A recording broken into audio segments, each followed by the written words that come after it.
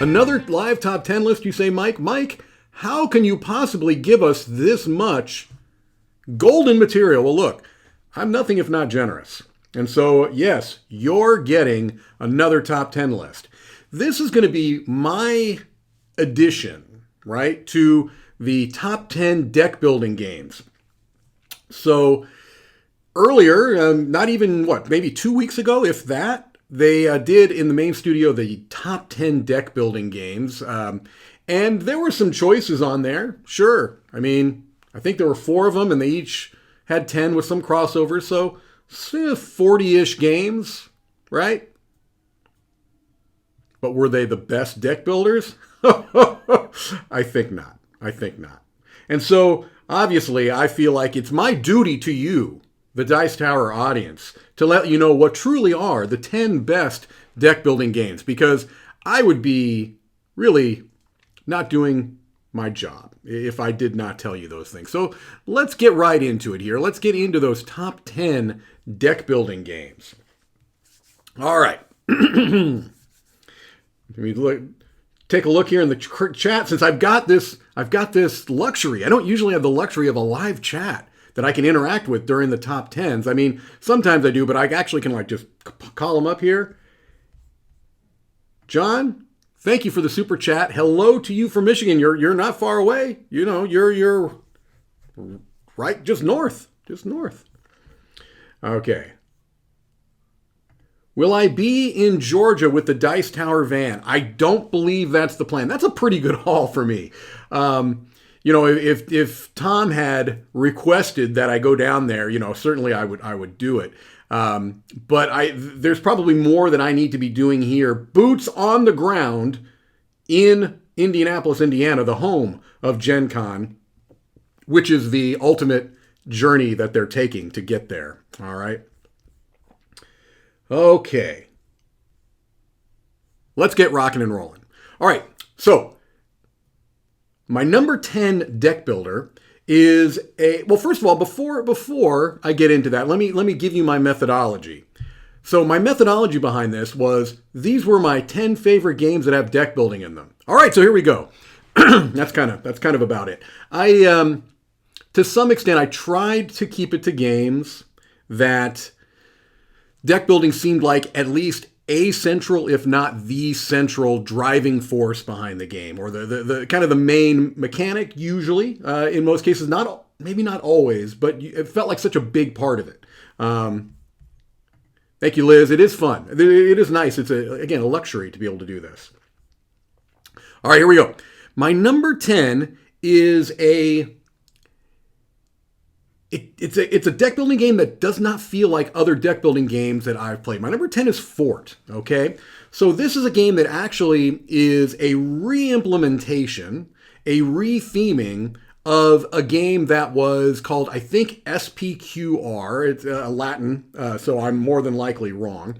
But I think that was the acronym.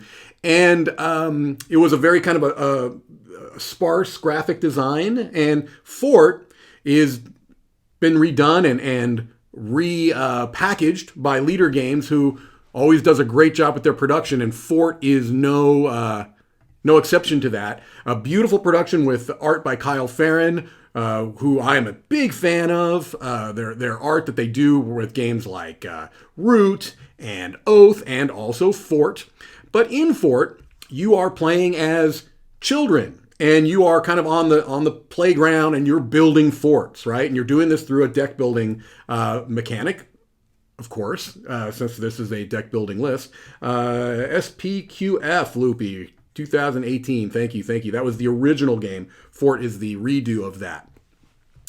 And so the kind of the hook behind this game is that you've got some kids, basically friends, that are going to be in your neighborhood. They're like kind of in front of you. And other players can take kids from out of your front yard, or I can't remember what it's called, neighborhood or something along those lines.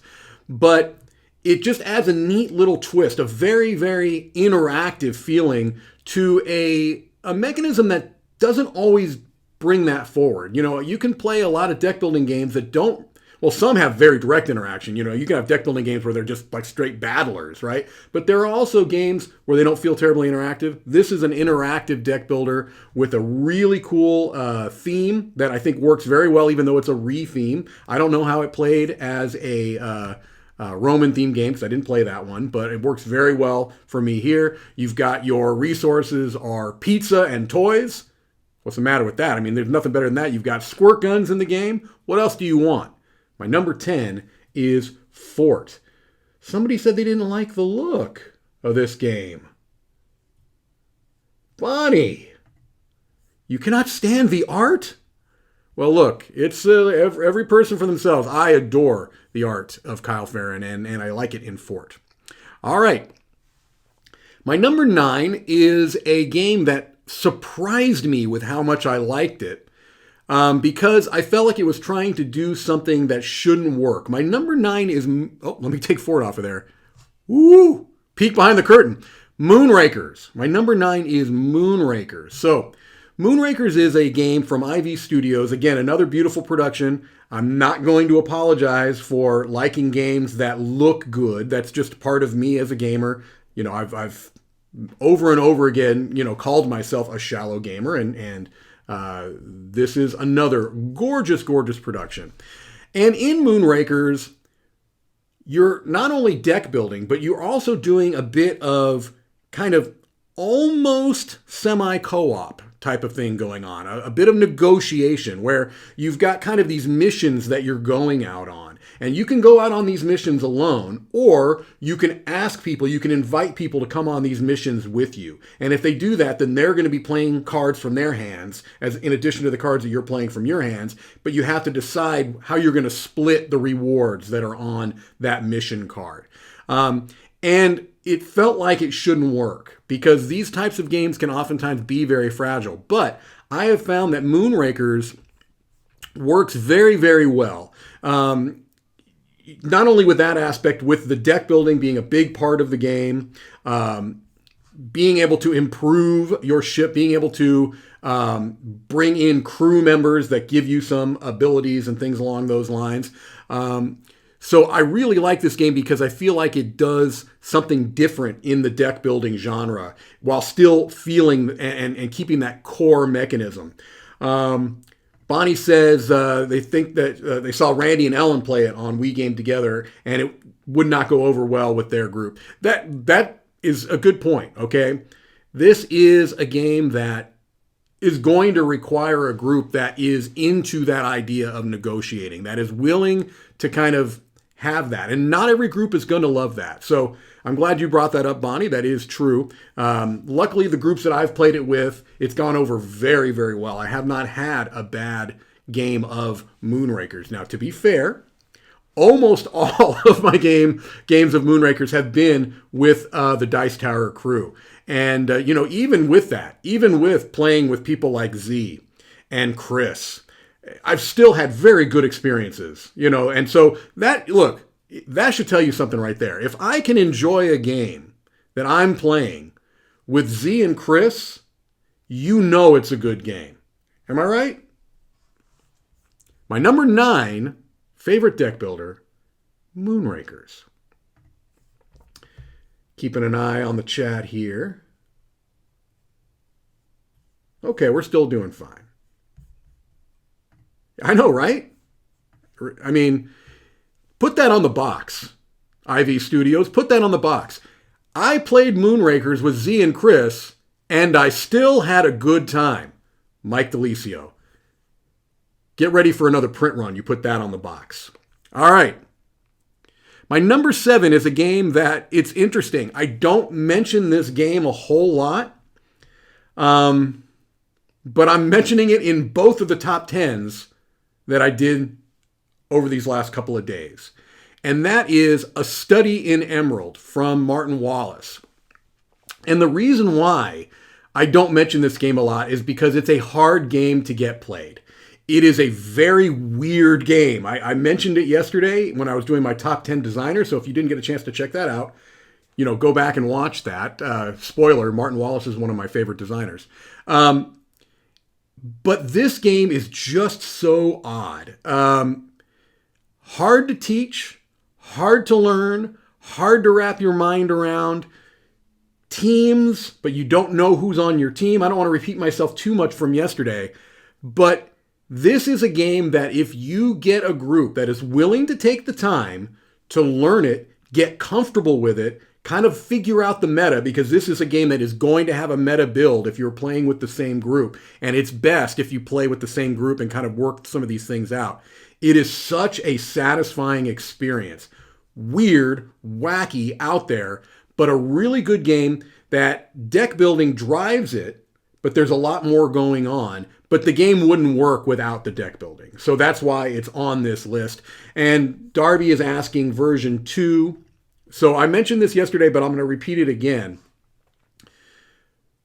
This is the one that's available. Second edition, the one with the picture here is the one that's available. Okay, let me put up a picture of the components for the first game. All right, it's a little dark, unfortunately, but this is the first edition of the game that I'm showing you right here. Okay, although this is one from a different language, doesn't matter. Okay, they're both good. The second edition is a slightly more streamlined version of the game, slightly easier probably to bring to the table. Okay, oh no, Kabuki said maybe not either available. That's a shame. That's a shame. Although I kind of get it. It is a very weird title. It's a niche game. It's not probably one that you're not going to look at. You're not going to see a study in Emerald in Target, right? It ain't happening. Not that kind of a game. But the answer is either one is good. Either one is good. I prefer the first edition because it's weirder, more out there. And if you're going to play a game that's weird and more out there, might as well just go to 11, which basically that one does. But second edition is fine. I know the first edition was very, very hard to get a hold of and probably still is, and it's probably very expensive. I have a strong sense the second edition is probably not that hard to get a hold of used. And so if it's interesting to you, that is probably where you can get it. Where does that title come from? This is a short story by Neil Gaiman. Hugo award-winning story that you just put up there, Loopy. There you go. Indeed, and I have read the story as well. All right, so there was my number 7. Man, I'm already at number 7. I got to slow down here. I got to have a bubbly break.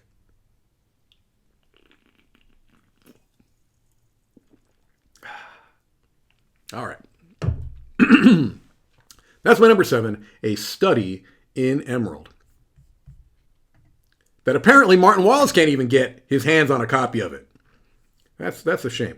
And it wouldn't surprise me if that's true. I've heard that designers oftentimes have a hard time getting copies of their own games. Mm-hmm.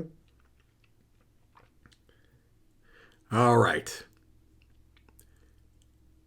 Now, I just got done at the beginning of this by saying that, oh, darn it, I skipped number 8.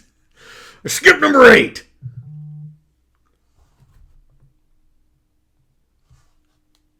Bruce just told me I skipped number 8. Hey, Bruce. You got a sneak peek at my number 7. A game that I like a lot. Just slightly less than Study in Emerald is Paperback Adventures. Yeah, so this is my number 8, Paperback Adventures. This is a game that is a kind of follow-up to a game called Paperback, which is a deck-building word game, all right, which is very good. Then there was also a game called Hardback that the same designer did that was kind of a riff on that, a little bit more complex. And then Paperback Adventures is the most recent iteration of this system, which is a really, really, really cool system. So Paperback Adventures, as I mentioned, is a deck-building game with the cards are letters, okay? And you're using these letters to build words. And in the original game, you're using this, you're using these words to try to outscore your opponents. Get more bubbly.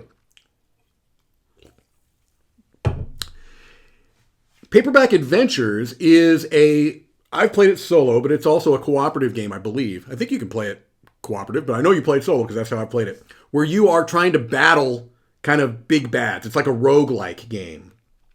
Same kind of system where you're building up your deck of letters. And I love that because I like word games a lot. Honestly, and I probably should have mentioned this at the beginning of the list, but I already went out of order, so the whole thing's ruined anyway, right? We might as well just go down with the whole ship here. I don't love deck building as a mechanic. I like deck building as a mechanic. Is this Bruce again? Oh, yeah, it's the same one. I like deck building as a mechanic, and it's not something that, like, Tom said during their list, if I see deck building as a mechanic, I'm more inclined to enjoy the game. Z said, if I see deck building as a mechanic, I'm less inclined to like a game. The other two might have said something too. Frankly, I wasn't paying attention. For me, I'm in between. Okay? I'm ambivalent. I think that when done well, it's a very nice kind of mechanism to drive a game forward. But I feel like sometimes it's lazy.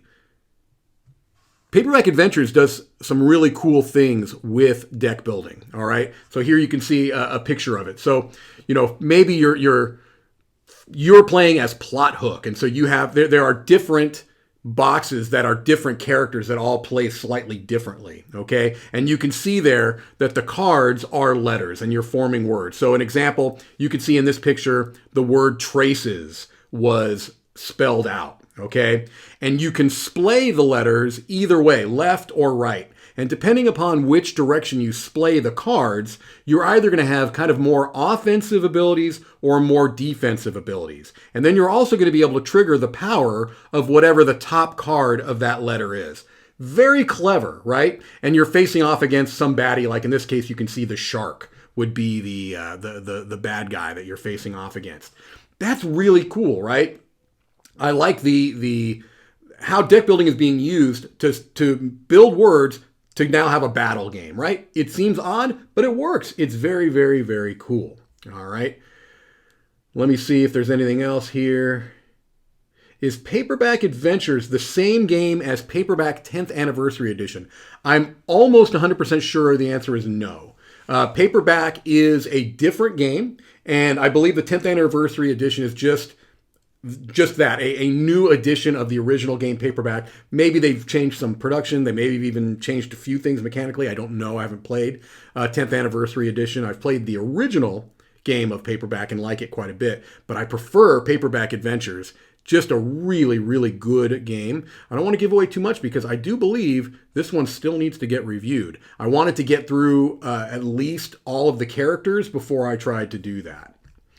All right, before I move forward, let's keep sure we're good here. Jason, what happened to the power? Your power is out?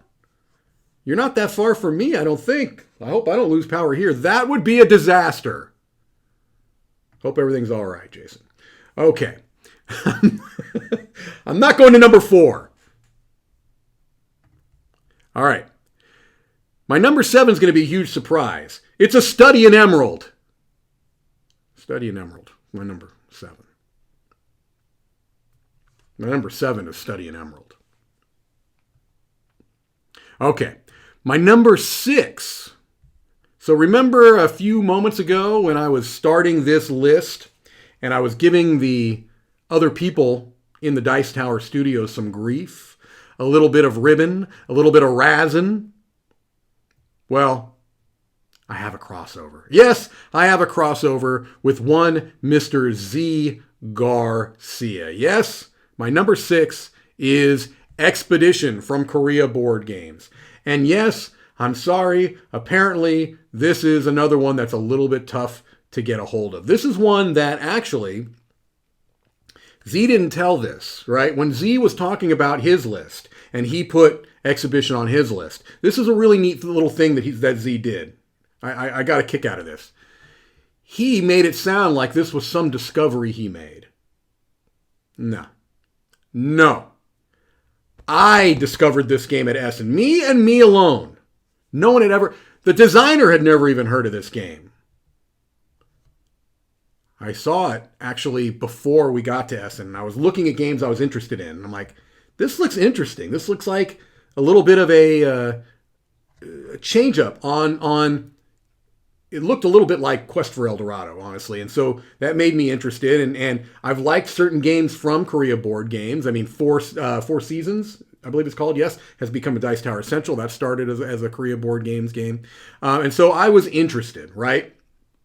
And so when I got to Essen, one of the first booths I went to was Korea Board Games. And I looked at it and I'm like, oh, this looks good. This looks good. And then I talked to Z about it. And then, of course, Z goes running over there because I don't want to give away too much. But anytime that I mention a game is good to Z, I can't even finish the sentence. He's off trying to find the game.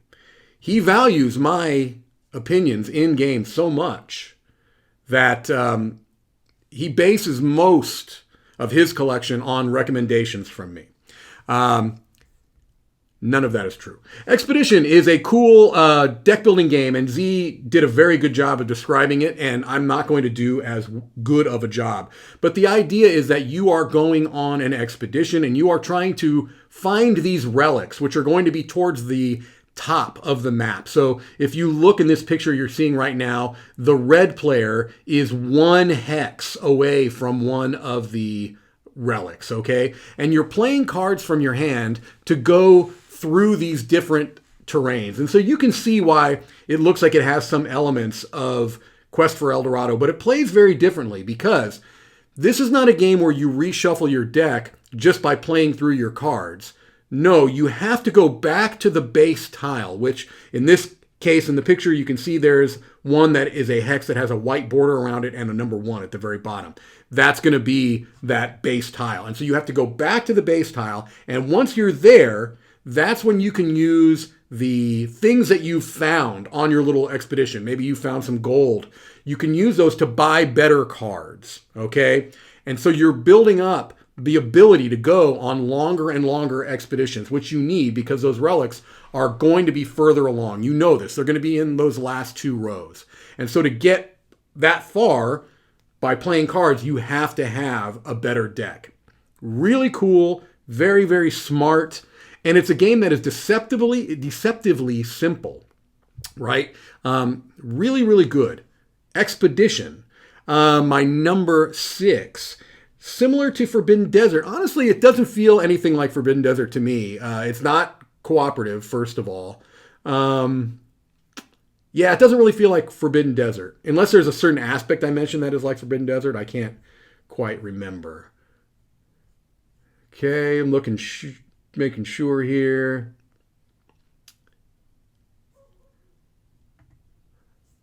Alessandra, I promise I am not trying to make a list of games that are hard to find. I promise. It's not my intention. Does anyone in the chat know the game Mike was playing in a Dice Tower East vlog where he has to say rock, paper, scissors before a marble got to the end of the track? Thor Axion? I know that game. It's called 3 Second Try by Itten Games, a Japanese publisher. And they are coming out with English language editions very, very soon. All right. Since, again, I've got the luxury of being able to talk to the chat. Okay, here we go. That was my number 6. Let's do these in order for a while, shall we? My number 5. Hey, remember how I said the other people's list was trash? I've got another crossover, everybody. I got another crossover. This time, my crossover is not with Z. My crossover is with Tom. And I'm going to give credit where credit is due. My number 5 favorite deck building game, and very, very firmly entrenched in my top 50 games of all time, is a little game that is not little at all. It's monumental. That's also the name of the game. It's huge, right? So Tom talked about this game and was so excited about it that I thought, oh, let me take a look at this. And I was blown away. I was blown away because look at this game. It does not look like a deck builder, okay? It looks like this huge troops on a map game with minis and playmats, and yeah, well, that's true if you get the deluxe edition, right? There are editions of the game that don't have minis, that have just cardboard chits, and those are just fine too. Of course, this is an amazing production, and I certainly don't hate this very lavish, over-the-top production, but you don't need it. The game itself is a really, really solid deck-building game where if you look in the lower left of that picture, you see that playmat area. That's going to be basically your main city area where you are playing cards. Cards that you have gotten through a deck building mechanism, okay? And what you're going to do is you're going to splay those cards out in that 3x3 grid, and you're going to choose a column and a row, and you're going to activate all of those cards. And those cards are going to do a bunch of different things. They're going to allow you to gain resources. They're going to allow you to gain other cards. They're going to allow you to manipulate your troops on that other area, which is kind of the overall. So I've mentioned before that one of the things I like so much about Monumental is that it is kind of a game that has a macro view and a micro view, right? So I think of this big kind of sprawling area there where you've got all your troops and your other players have their troops and you've got, terrain and things you've got to deal with. But then you've got kind of the inset of that, which is your card area where you're doing all of your card actions. And I love that kind of micro macro feeling of the game where what I'm doing here in front of me, the use of the cards, the efficient use of cards, the constructing and building of my deck to do the things I want to do, then get transported over to this big sprawling map. It's such a cool feel and it works so well that I feel like it stands out. Again, it's a big game, but the production kind of belies. It's a tight game. It's not bloated by any means. The production might be. You can certainly argue that the production is over the top and bloated, but the design is not. Matthew Dunstan, the designer, definitely is known for pretty elegant, streamlined rule sets. And Monumental, for as big of a game as it is not terribly rules heavy, honestly. It's not that tough to learn and teach. It's a bear to set up and tear down, but it's not that tough to teach, especially since every one of the civilizations in the game, because you choose a civilization, are slightly asymmetrical. They've got different things they focus on. You might have a more fighty type of a civilization. You might have one that is more focused on science and technology. You might have one more that's more focused on religion, which is another kind of a way you can gain points in the game. So really good. Really, really good game. Monumental. All right. Guessing 2 to 4 players. I believe it is 1 to 4. I've got it over there. I don't want to get up because that would be, bad form to get up and just leave you with a blank look. But I believe it's 1 to 4. I'm not sure.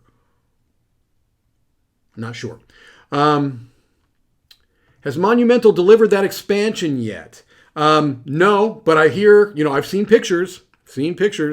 I backed it a long time ago, but hoping it shows up. Bruce did not know there was a playmat for this. I could have shown you when you were over at the annex, Bruce. I could have shown you the playmat. Okay, let's see if there's anything else here I need to catch up with in the chat.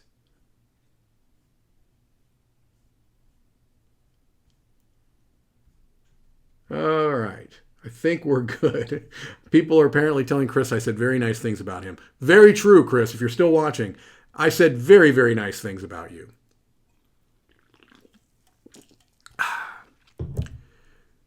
Number 4. My number 4 is a brand new game. Brand spankin' new. Legacy of You. Yes, Legacy of You. The solo-only campaign-style game from Garfield Games, and I believe Renegade is going to be bringing this over as well.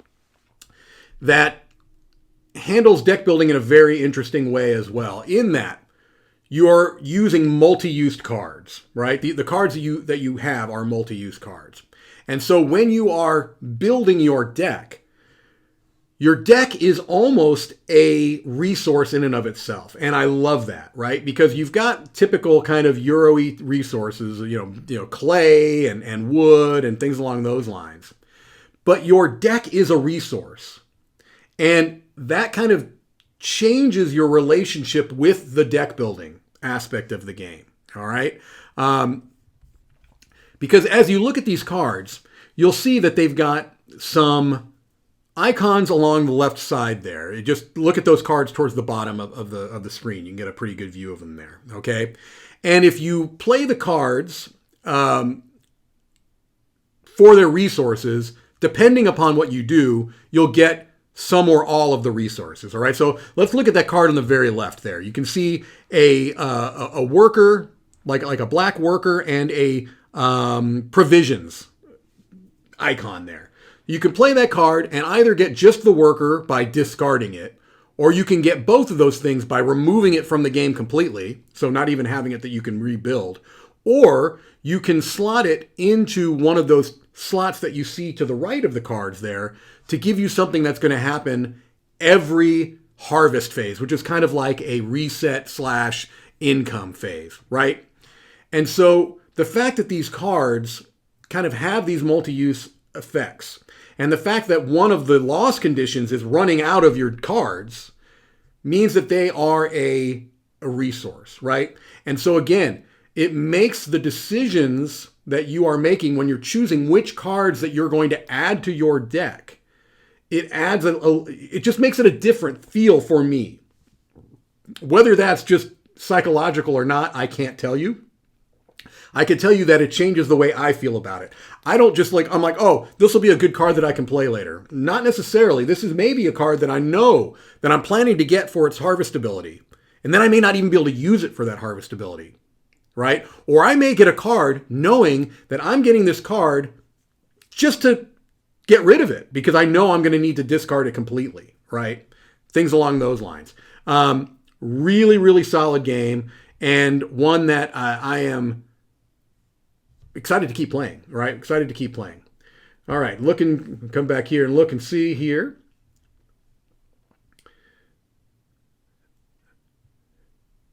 I'm not sure which one James is talking about. I'm going to assume James is talking about Legacy of You, okay?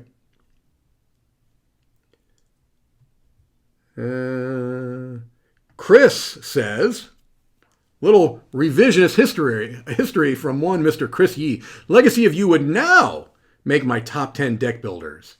He feels dumb that he literally played it the night before the top 10. Well, look, you can't help these things, Chris. These things happen. Jokes aside, this happens to me all the time where, you're doing a list. Maybe you've already made the list. Maybe somebody has already put in the work to make the PowerPoint slide and you're like, I just played something I want to put on the list. Can't do it.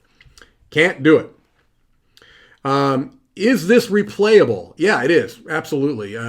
You can play through the whole campaign and then reset it and play it. You can play it multiple times because you're going to have different things that happen. So it is replayable, yes. And Chris co-signs me there. Very replayable. And I'm looking to make sure. Mike DiLisio is amazing. My power is back. I'm not saying Mike fixed it, but I can't prove he didn't. Thanks, Mike. Jason, look, it's my pleasure. I don't like to mention my electrical prowess very often. It's something that I quite honestly, I let other people, like you, for example, Jason, I let other people hype up my electrical skills. The fact that I was able to do it live on a stream, even for me, is impressive, right? I mean, if I'm there at your house and I've got, my hacksaw and my thermometer, clearly I could take care of any electrical problem that you might have. But to do it here, live, while live streaming my top 10 best deck building games, even for myself, I'm impressed. I am indeed shocking. All right. Let's move on and let's just be wacky and try to go in order. All right. My number 3 is a deck builder that somebody asked about. Somebody asked about if it would be on my list. Somebody asked if it was going to be on my list. I'm not going to try to find it. My number 3 is Imperium.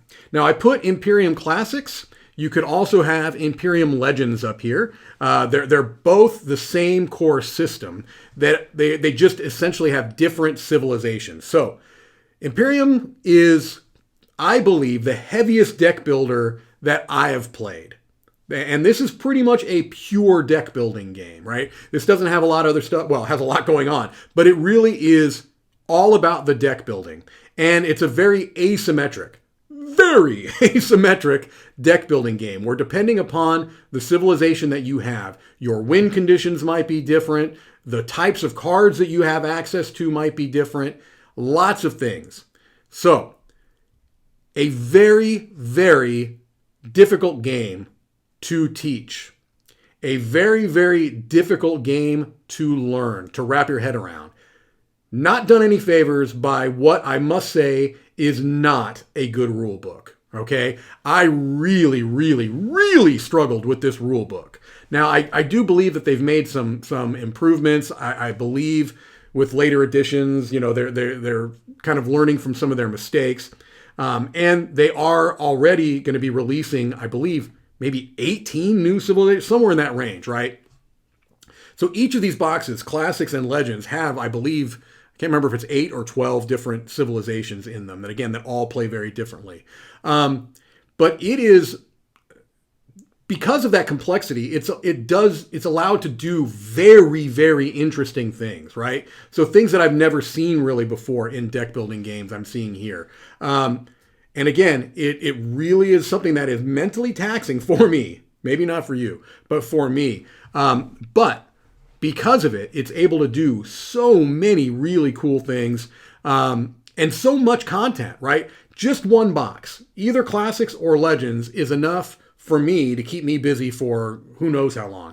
If you have both of the boxes, it's crazy. And then if you have this third box that they're going to be releasing, I don't know, this would be all you'd play, basically. You'd have no time to play anything else. Because the game's not short either. That is something I should mention, is that Imperium is a relatively long game. It's one of the longer deck building games that I play. But it's such a impressive design, such a good well done implementation of deck building that I have it high on my list, even though it's a game that I have to mentally prepare myself for. I have to be like, all right, I got 3 hours. I want to get into some heavy deck building. I'm going to try to bust this out. I'm going to try to play, because I usually play this solo, although I have played it multiplayer. I'm going to try to, this time, I'm going to try to play the Romans against this, you could try to get really good at one civilization. That's kind of what I've tried to do, is try to wrap my head around one civilization. Then once I feel like I'm okay at it, then maybe try a different one and then feel completely useless again. All right, let me scroll down here. Did I skip my number 4? No, I didn't skip my number 4. Didn't skip my number 4. Making sure nothing I'm missing here.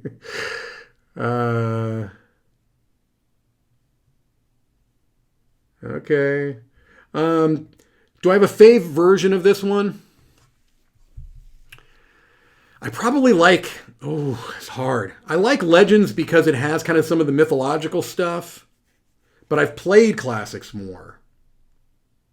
Thematically, I like Legends a little more. I'm more familiar with Classics, but I don't think I don't think either is a bad choice. I think if you're interested in the game and you like the game, you'll probably like either one. What I would maybe do is, if you're interested in it and you've done research to make sure it's your type of game, is look at what the different civilizations are in each box and see which civilizations maybe sound more interesting to you. So like if you like the idea of playing as the Atlanteans, maybe you'd go for the Legends box. If you want to play like the classical Greeks or Romans, then you go with the Classics. Things along those lines.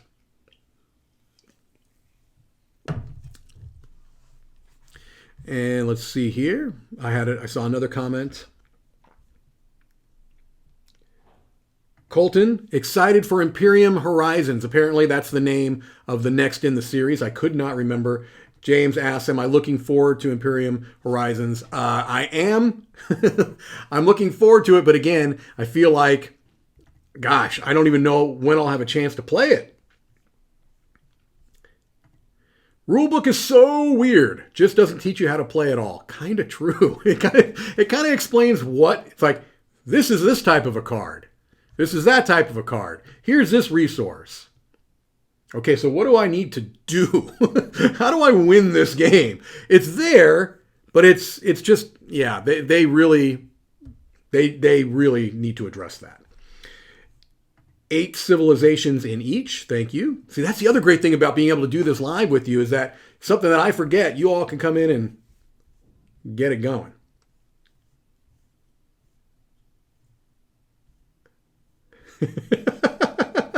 This entry is not eligible for this top 10 list as it's available. You're right. Darn it! I got to stop picking these games that are easy to get a hold of. All right. Here we go. We're already to number 2. Number 2. My number 2 is the game that I felt was the most glaring omission from the other group's top 10 deck builders games lists. Because look, I've clearly had some of my favorites on here that weren't on the other lists, and I kind of get it, right? Study in Emerald, it's weird, right? That's not for everybody. Moonrakers, not going to be for everybody. But my number 2, come on, this is great. This game is great, and I can't believe no one mentioned Tyrants of the Underdark. This is such a good deck building game. And the idea about my biggest problem with Tyrants of the Underdark is that they didn't support it enough for some reason. I don't understand why the publisher did not continue to release expansion decks for this. Because the idea is you take 2 factions, you kind of shuffle them together, and you're playing as those. And they had a couple in the box, and then they did 1 expansion, and that was it. It drove me crazy. It was like, this is a really, really good game because it has elements of area control, right? So it uses deck building to drive an area control game. However, the area control is about getting the points for sure, primarily. You can get points through the cards too. But this to me is much more of a deck building game first and a area control game second. You could easily debate that. I'm sure there are people that play this and they see it primarily as an area control game that uses deck building. So you can argue it either way, right? You can argue it either way. But as soon as I played this game, I was like, oh, this game is going to be huge. I'm like, this game is going to be huge. It has a little bit of a double-edged sword. And I mentioned this if you happen to watch the FaceTime Face-Off show that I did with Dan Hughes last night. That Dungeons & Dragons as a theme is a bit of a double-edged sword, right? For gamers, for people in the hobby gaming sphere, like many people I would assume watching this are, that Venn diagram of people that would be interested in a Dungeons & Dragons theme is pretty large, right? I don't think that this theme is going to be off-putting to a huge group of people. Surely to some, but not a huge group of people in board gaming. But to a larger public, I think it can still be, kind of looked at as maybe niche or off-putting or what, I don't know. But it worked well here. I especially like this kind of element of Dungeons & Dragons, the Dark Elves. That's my favorite kind of aspect. And I'm not a big D&D person. I'm not against it. I played a little bit of Dungeons & Dragons growing up, and I've played a little bit as an adult. I've always dabbled. I've never really gotten whole hog into it.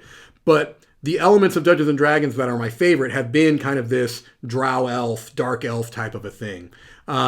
And so I liked this version of it, and I felt that it worked well with this game. But again, they only released 1 expansion, and it was a small little deck of cards. And I just felt like it must not have done well enough. But I think, I'm not positive about this.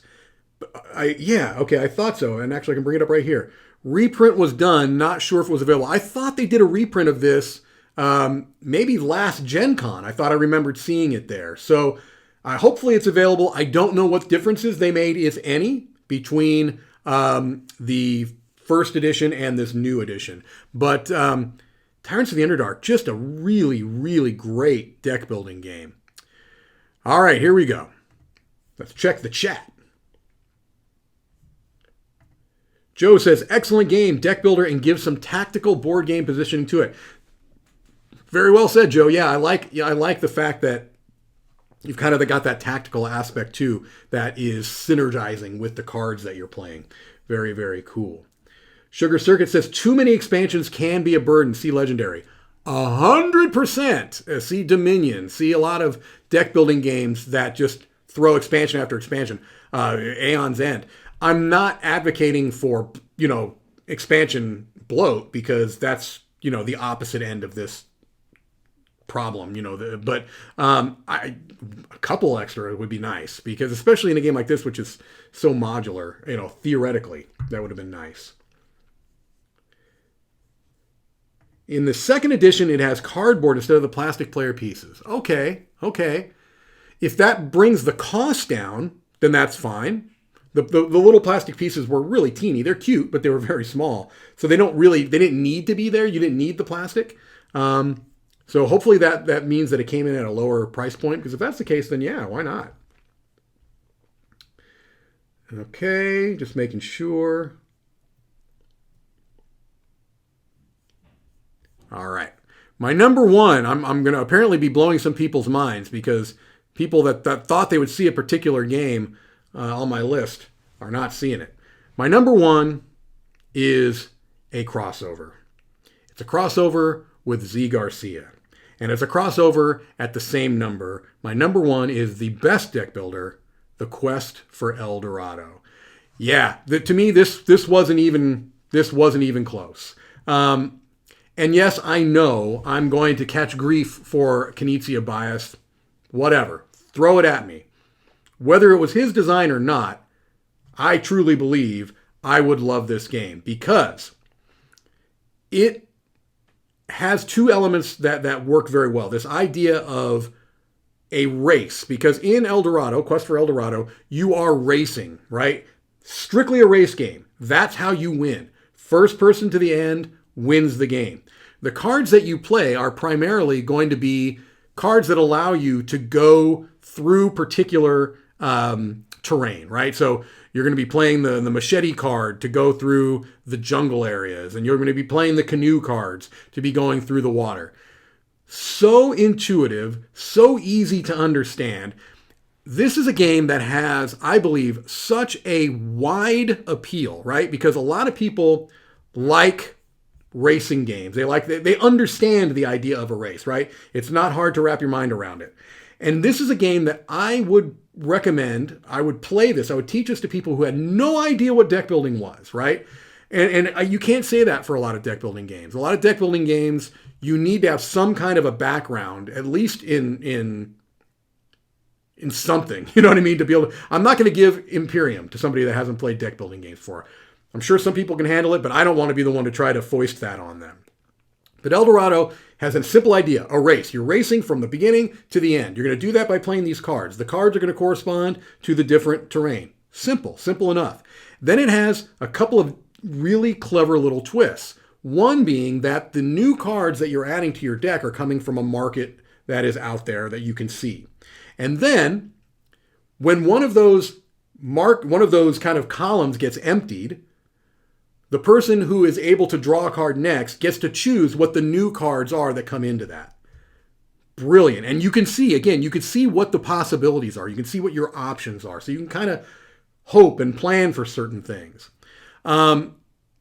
It's just such a smooth design, and versatile, because not only can you play it with people that don't play deck building games a lot or really don't know much about deck building games, but this scales well difficulty-wise, right? Because you can play with a very simple map layout and some pretty standard cards, or you can really make it tricky, have some brutal checkpoints where it becomes really interactive and mean if you want it to be. You can make it kind of wide open and not make it as mean, but you can tailor this game to whatever the play style of your group is. And I feel like that's another thing that is a huge positive for the Quest for El Dorado. I have had so many great sessions of this. And so that is why it is my number one. Now, I've seen mentioned a lot of different things, okay?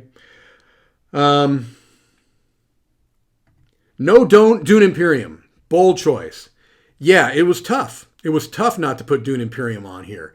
The reason why Dune Imperium is not on here is that because to me, the deck building is the least consequential part of Dune Imperium, right? I love Dune Imperium. I think I gave it a 9 or an 8.5, whatever.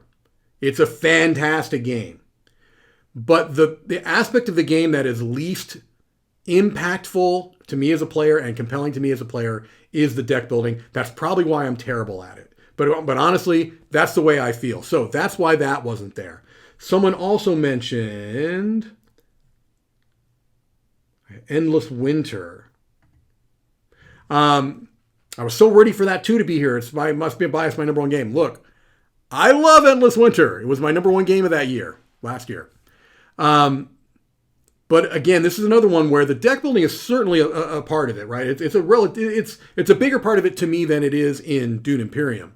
But still, I was trying to focus more on games that the deck building felt like, if not the core mechanic, then a central mechanic. And in Endless Winter, I felt like it was part of an aggregated whole, but a smaller part of that aggregated whole than in something like El Dorado, for example. So that's why that one didn't make it on there. And while I'm doing this, other people put up other ones that you think should be there. Liz, I agree. Great to play with gamers and non-gamers. Very versatile in that way. Good family weight deck builder. It absolutely is a family weight game. Although, again, you can ramp that up by changing the difficulty of the maps, especially if you add in some of the expansion stuff. That can also do that as well. Kabuki says, I think the best deck builders are ones where they are part of the game and not the sole focus. I think as a blanket general statement, I tend to agree with you, Kabuki, on that. I do have some pure deck builders on here. Imperium is a pure deck builder, but you'll notice that most of my games on this list are part of the game, right? I tried to make them the main part as best as I could, but I tend to also prefer where they're part. Hey, Pete. Good to see you.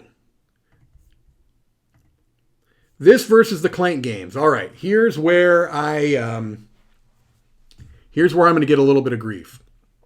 I like Clank. I think it's cool. I've played it a number of times. That's about all I got for you. It's fine.